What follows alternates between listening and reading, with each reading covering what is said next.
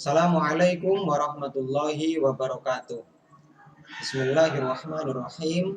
Alhamdulillahirabbil alamin. Wassalatu wassalamu ala asyrafil mursalin sayyidina wa maulana Muhammadin wa ala alihi wa sahbihi ajmain. Pada pertemuan kali ini kita akan membicarakan mengenai pengertian filsafat, kemudian objek kajian filsafat dan metode-metode yang dipakai dalam mempelajari filsafat. Jadi filsafat itu berasal dari kata filosofia. Philos artinya cinta, kemudian sophos artinya kebenaran atau kebijaksanaan.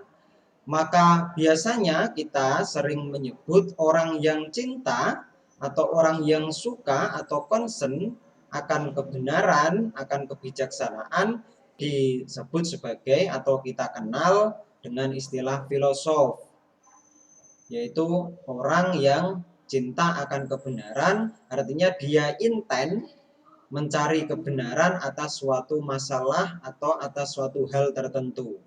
Secara singkat, filsafat itu adalah ilmu pengetahuan yang menyelidiki segala sesuatu yang ada secara mendalam atau mendasar dan komprehensif dengan menggunakan akal sampai pada hakikatnya. Artinya filsafat ini berbicara mengenai apapun, membicarakan segala hal, tetapi dalam menyelidiki segala hal tersebut ini dilakukan secara mendasar, komprehensif, dan sistematis sehingga dapat ditemukan hakikat dari suatu hal tersebut. Istilah filsafat sendiri itu baru ada pada tahun 582 sampai tahun 496 sebelum Masehi. Yang pertama kali menggunakan istilah filsafat itu adalah Pythagoras. Jadi saya kira filsafat sebagai suatu ilmu, sebagai suatu istilah ini memang baru ditemukan oleh Pythagoras pada tahun 582 sampai 496 sebelum Masehi. Tetapi sebagai suatu proses berpikir, filsafat ini telah digunakan jauh sebelum ini, artinya jauh sebelum ditemukan istilah filsafat. Berikutnya, filsafat itu bisa diartikan sebagai suatu sikap terhadap kehidupan dan alam. Artinya bagaimana seorang filosof, seorang yang cinta akan kebenaran ini menyikapi segala bentuk kehidupan dan menyikapi adanya alam ini. Jadi sebagai suatu sikap yang kita pakai untuk menyelidiki kehidupan, untuk kemudian mengamati alam semesta. Filsafat juga bisa sebagai metode, yaitu cara berpikir yang dilakukan secara mendasar, hati-hati, dan penuh teliti. Jadi kenapa harus teliti? Karena filsafat ini dapat dikatakan sebagai metode berpikir yang sistematis. Jadi tentu harus teliti, tentu harus berhati-hati. Karena hasil dari berpikir filsafat itu harus mendasar, harus mendalam, dan sampai pada pokok yang paling inti. Berikutnya, filsafat juga bisa diartikan sebagai analisis logis terhadap bahasa dan penjelasan makna istilah. Maka tidak ayal ketika suatu bahasa ini sedang diteliti, suatu istilah itu sedang diteliti, analisis logis dapat digunakan untuk menafsirkan atau untuk memunculkan makna yang dimaksud dari bahasa tertentu, makna yang dimaksud dari istilah-istilah tertentu yang sedang kita analisis. Kemudian keempat atau berikutnya yaitu filsafat ini dapat berarti usaha untuk memperoleh pandangan yang menyeluruh. Jadi dengan berfilsafat maka seseorang itu berusaha untuk mendapatkan pandangan yang menyeluruh terhadap hal-hal atau apapun yang sedang diteliti. Ini beberapa arti filsafat dari beberapa aspek. Kemudian apa sebenarnya objek kajian dari ilmu filsafat? Apapun itu bisa menjadi objek material dari filsafat. Bisa manusia, bisa hal-hal yang terdapat di alam semesta, bisa ilmu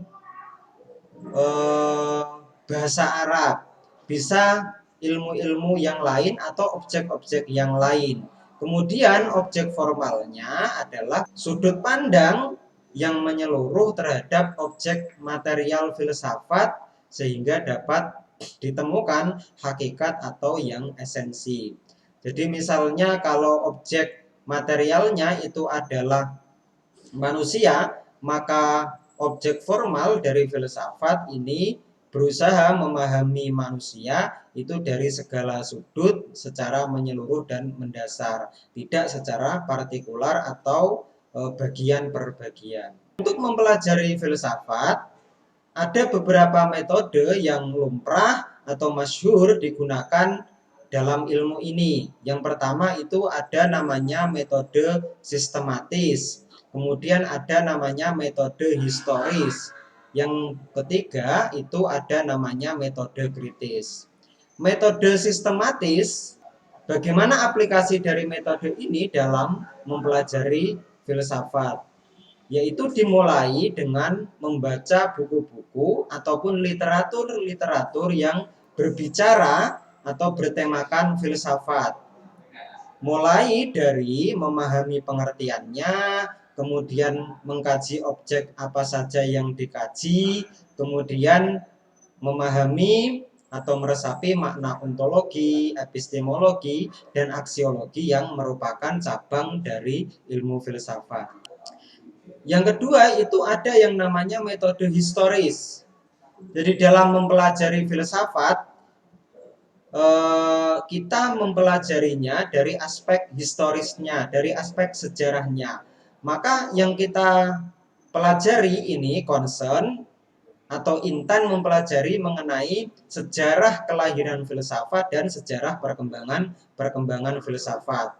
Jadi mulai dari kelahirannya itu seperti apa, latar belakang yang kemudian mendasari lahirnya filsafat, kemudian tokoh-tokoh filsafat beserta pikiran-pikirannya, kemudian yang terakhir itu adalah kita juga mempelajari bagaimana sejarah perkembangan atau sejarah pengaruh filsafat terhadap dunia pemikiran dan ilmu pengetahuan. Hingga misalnya ilmu pengetahuan berkembang sampai seperti yang kita lihat seperti sekarang ini. Yang ketiga itu ada namanya metode kritis.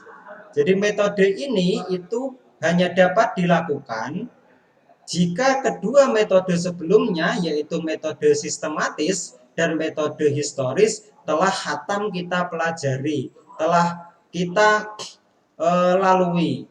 Jadi mana mungkin orang yang misalnya ingin mempelajari metode kritis melibatkan penalaran yang kontemplatif dan radikal. Karena di metode ini itu kita tidak hanya belajar, tetapi sebagai seseorang yang juga ingin mengkritisi. Jadi tidak hanya paham mengenai apa itu konsep filsafat, kemudian apa definisinya, dan juga apa objek kajiannya, tokoh-tokohnya beserta pemikirannya, maka di sini kita punya peran lain yaitu untuk mengkritisi pemikiran salah satu tokoh. Kita tidak sepakat dengan Aristoteles, kita tidak sepakat dengan pemikiran Socrates. Ini merupakan metode kritis yang dipakai untuk mempelajari filsafat. Berikutnya, berpikir filosofis itu seperti apa? Ada 4 ciri berpikir filosofis, yaitu pertama, berpikir secara menyeluruh bukan partikular. Jadi ketika tadi misalnya saya menyebutkan objek materialnya itu adalah manusia, maka kita tidak hanya ingin mendefinisikan manusia itu hanya sebagai makhluk ekonom. Manusia adalah makhluk sosial. tetapi kita mendefinisikan manusia dari berbagai sudut pandang, dari berbagai aspek, bukan secara partikular, bukan bagian per bagian, tapi secara menyeluruh. Kemudian yang kedua yaitu ada namanya radikal mendasar sampai pada esensi.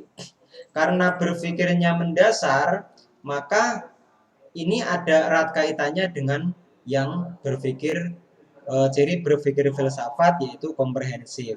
Jadi dengan kita ingin mengetahui atau menyelidiki objek filsafat secara menyeluruh, maka berpikir secara mendasar sampai pada esensi atau hakikat ini menjadi suatu keniscayaan. Yang ketiga yaitu adalah koheren, yaitu sesuai dengan kaidah-kaidah berpikir logis, kaidah-kaidah berpikir yang ada misalnya pada ilmu logika, karena filsafat merupakan ilmu yang logis, bukan ilmu yang non logis, kan begitu.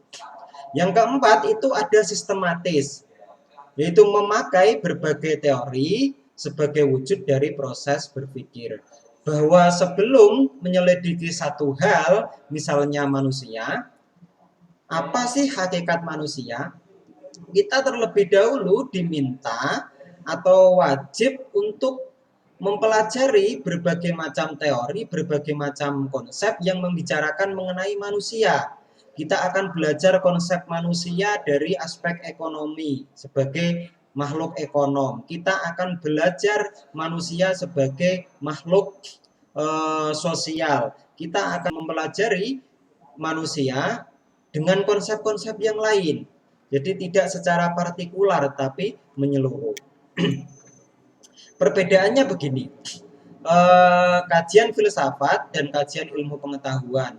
Jadi jika filsafat ini contohnya, langsung ke contoh, jika filsafat mengkaji tentang manusia sebagai objek material, maka kajian tentang manusia, yaitu objek formal, ini dilakukan secara menyeluruh atau utuh. Sementara bedanya ilmu pengetahuan mengkajinya dari satu sisi atau aspek formal tertentu. Jadi objek materialnya sama-sama manusia, tetapi kalau ilmu pengetahuan itu yang dibidik hanya satu sisi, hanya satu aspek. Misalnya mengkaji manusia dari aspek sosiologis, sosiolog. Kemudian mengkaji dari aspek kesehatan, jadi tenaga-tenaga medis dan para dokter. Ini yang membedakan antara kajian filsafat dengan ilmu pengetahuan.